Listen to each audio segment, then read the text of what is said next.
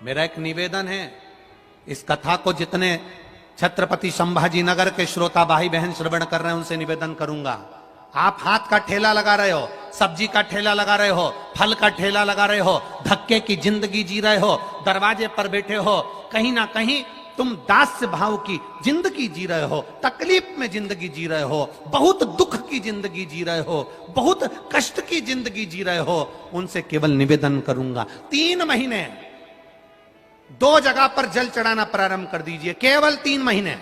एक शंकर भगवान के शिवलिंग पर, दूसरा बेलपत्री के पेड़ के नीचे, 2 जगह पर जल चढ़ाना 3 महीने लगातार चालू कर दो, बाबा तुम्हारा हाथ पकड़कर तुम्हें उन्नति की सीढ़ी पर चढ़ा देगा। हमें कोई चमत्कार करना नहीं आता और ना हम कोई तंत्र विद्या या मंत्र विद्या जानते हैं, ना हमारे पास में बेल है, ना हमारे पास में भभूति है, हमारे पास में तो केवल शिव का नाम है। आप श्री शिवाय नमस्तुभ्यम बोलो, ओम नमः शिवाय बोलो, नमः शिवाय बोलो, चाहे महामृत्युंजय मंत्र बोलो, उसका स्मरण करते करते भगवान शंकर के शिवलिंग पर जल और उसी पात्र में जो जल तुमने शंकर जी को चढ़ाया है उसमें से बचा हुआ थोड़ा सा जल बेलपत्री के पेड़ के नीचे चढ़ाना प्रारंभ कर दो। अलग से बेलपत्री के पेड़ के नीचे चढ़ाने के लिए अलग से लोटा भर के जल जरूरत नहीं पड़ेगी। जो तुमने शिव जी को जल चढ़ाया,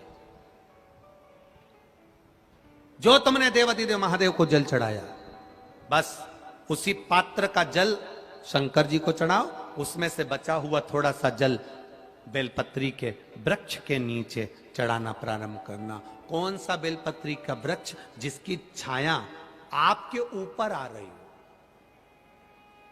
शिव महापुराण बड़ी सुंदर बात कहता है, ध्यान दीजिएगा। जिस बेलपत्री का पौधा तुम्हारे सिर का, और ये दोनों हाथ ऊपर कर लो, अपन खड़े हुए और खड़े होकर दोनों हाथ ऊपर करें, इतना बड़ा बेलपत्री का पौधा है, उस बेलपत्री के पौधे की पत्ती को कभी तोड़कर शंकर जी को नहीं चढ़ाना चाहिए। ध्यान रखना, कितना बड़ा पौधा। आप खड़े हो जाओ और खड़े होने के बाद आपका हाथ ऊंचा कर लेना, इतना बड़ा पौधा है, उस पौधे की पत्ती बेलपत्री को तोड़कर शंकर भगवान को कभी नहीं चढ़ाना। शंकर भगवान को उस बेलपत्री को, उस वृक्ष की पत्ती को तोड़ना चाहिए जो वृक्ष तुम्हारे हाथ से थोड़ा सा ऊंचा हो, जिसके लिए तुम्हें हाथ और ऊंचा करना पड़ रहा हो। जैसे एक बच्चा अपनी मां की गोद में बैठने के लिए दोनों हाथों से उचकता है, आवाज लगाता है, उचकता है, आवाज लगाता है, हाथ ऊपर करता है, तो मां उस बच्चे को गोदी में ले लेती है। उसी तरह उस बेलपत्री के वृक्ष की पत्ती तोड़ना चाहिए जिसने थोड़ी उन्नति कर ली हो, जो थोड़ा ऊंचा हो गया हो। तुम उसको पाने का प्रयास करो तो भगवान भी तुम्हें अपनी गोदी में ले ले। ऐसे वृक्ष की पत्ती तोड़, बहुत कम कीमत का, फ्री में कुबेरेश्वर धाम से रुद्राक्ष मिल जाता, निःशुल्क, कोई कीमत नहीं है उस रुद्राक्ष की। आप कुबेरेश्वर धाम जाते हैं, रुद्राक्ष ले लेते हैं, वो निःशुल्क रुद्राक्ष कुबेरेश्वर धाम से मिलना प्रारंभ हुआ, आप लोग लेकर भी आए। पर एक निवेदन करूंगा, तुम्हारे सोने की चेन की कीमत होगी, तुम्हारे गले में पड़े हुए हार की कीमत होगी, तुम्हारे हाथ में पहनी हुई सोने की चूड़ी की कीमत होगी, हीरे की कीमत होगी, अंगूठी की कीमत होगी।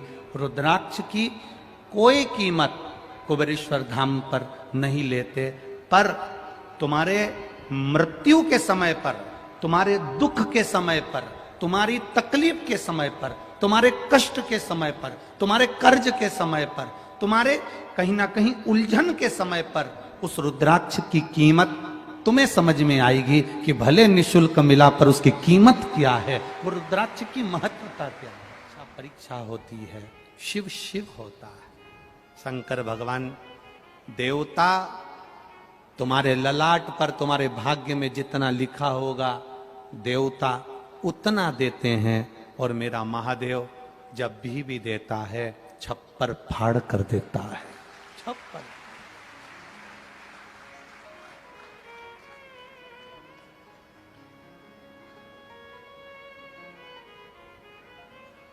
एक बात आप लोगों से कहना चाहेंगे, बड़ा ध्यान लगाकर सुनिएगा, बड़े स्मरण में सुनिएगा। आपको लग रहा है कि मैं बहुत उलझनों में घिरी हुई हूँ, बहुत तकलीफों में घिरी हुई हूँ, बहुत कष्टों में घिरी हुई हूँ, बहुत जगह मुझे तकलीफ है, बहुत कष्ट, बहुत दुख जीवन में चल रहा है। सामने से ऐसा लग रहा है कि कष्ट हमारा पीछा नहीं छोड़ रहा, दुख हमारा पीछा नहीं छोड़ रहा। बहुत चिंता और टेंशन में जब रहा करो तो गले में जो रुद्राक्ष पड़ा रहता है ना, उस रुद्राक्ष को हाथ में दबाकर श्री शिवाय नमस्तुभ्यम, श्री शिवाय नमस्तुभ्यम, श्री शिवाय नमस्तुभ्यम स्मरण कर लिया करो जब तुम्हें लगे उलझन। और हम तो एक प्रैक्टिकल करने की बात कहेंगे। आप अपने व्यापार पर बैठे हो, दुकान पर बैठे हो, दुकान पर बैठे हो, कभी प्रैक्टिकल कर कर देखना कहीं सीओर वाला महाराज झूठ तो नहीं बोल रहा है। प्रैक्टिकल करने में क्या जाता है, करते रहो। जितने लोग बैठे हैं कथा श्रवण करने के लिए, जितने लोग टीवी पर सुन रहे हैं, जितने फेसबुक यूट्यूब पर कथा सुन रहे हैं, उनसे निवेदन करूंगा, आपके गले में अगर रुद्राक्ष है, आप अगर सीहोर के रुद्राक्ष को धारण करते हो, आपके गले में लाल धागे में अगर रुद्राक्ष पड़ा हुआ है, दुकान पर बैठे हो, आधा घंटा हो गया, कोई ग्राहक नहीं, कोई ग्राहक नहीं, आप उस रुद्राक्ष का स्मरण कर कर श्री शिवाय नमस्तुभ्यम, श्री शिवाय। थोड़ा आराम से बोलना, जल्दी जल्दी सब्जी काटते ऐसी मत काट देना, बहुत प्रेम से। आपको लग रहा है ग्राहक नहीं, मेरी दुकान में कोई व्यापार नहीं चल रहा, आज तो दिन भर से बैठा हुआ हूं, आज कोई काम नहीं लगा, आज कोई तकलीफ आ रही है, बस उस रुद्राक्ष का स्मरण कर कर मेरे शिव का स्मरण करना। क्यों? क्योंकि विद्येश्वर संहिता में, शिव महापुराण की विद्येश्वर संहिता में देव अधिदेव महादेव माता पार्वती से कहते हैं, तुम रुका जी चंचुला देवी से कहते हैं कि भगवान शंकर के नेत्र अश्रु से गिरे हुए अश्रु से ये रुद्राक्ष का पौधा उत्पन्न हुआ है। ये रुद्राक्ष कोई दूसरा नहीं है। शंकर पार्वती से, माता सती से कहते हैं, पार्वती ये मैं रुद्राक्ष के रूप में स्वयं शिव भक्त के साथ रहता है और उसके सम्मुख में प्रकट हो जाता है।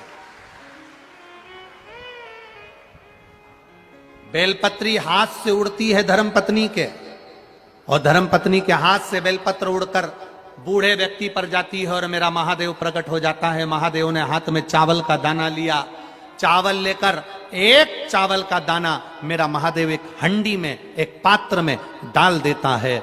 वो हंडी दासी मैया के घर की, वो पात्र अक्षय पात्र बन गया। वो पात्र कभी खाली नहीं हुआ। आज तक दासी मैया के यहां उस पात्र में भोजन बनता, आज तक बन रहा। एक दाना चावल का, एक दाना चावल, हम तो आपसे कहेंगे, बहुत भाव से कहेंगे, आपके घर में शादी हो, शादी का फंक्शन हो, किटी पार्टी हो, आपके घर में कोई भी आयोजन हो, 500 आदमी भोजन करने आ रहा है, 300 आदमी भोजन करने आ रहा है, आपको लग रहा है कि हमारे यहां 150 आदमी और बढ़ जाएगा, ज्यादा आप केटरिंग में पैसा नहीं खर्च करना चाहते, 300 लोगों की आपने केटरिंग दे दी और हो सकता है कि और बढ़कर आ जाए। एक शंकर जी पे चढ़ा हुआ चावल का दाना बाबा कुबेर भंडारी के नाम से लेकर आना और बाबा से कहना, बाबा अब भोजन और शादी आपको कराना है, उसको ले जाकर अपने भोजन में रख देना।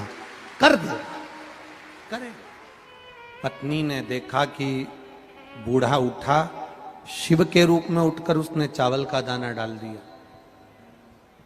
दासी मैया ने जो शंकर भगवान का दर्शन करा, शिव जी ने कहा, मांग तुझे क्या चाहिए। ये कलिकाल की कथा है, कलयुग की बहुत पीछे की कथा नहीं है, बहुत पीछे की नहीं, मात्र 300 साल पुरानी, ज्यादा पुरानी।